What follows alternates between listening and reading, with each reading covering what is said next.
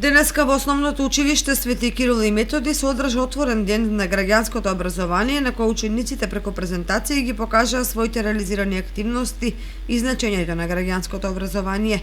Присутните најпрвин ги поздрави директорот Даниел Кралев, кој го истакна значењето на граѓанското образование и изјави дека ќе продолжи и во иднина да ги поддржува проектите кои учениците самоиницијативно ги предлагаат и големиот дел од нив се и реализираат.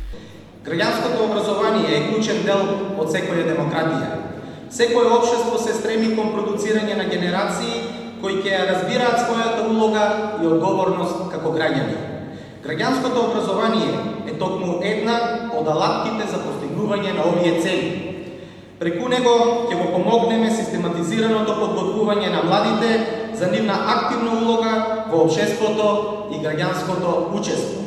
На овој настан, учениците од Основното училиште Свети Кирил и Методи ќе ги презентираат своите граѓански компетенции, стекнати преку сопствени иницијативи и останати активности. Ја користам приликава да им порачам на учениците дека целосно го поддржувам нивното демократско учество во училишниот живот и им посакувам уште многу вакви успешни приказни во иднина.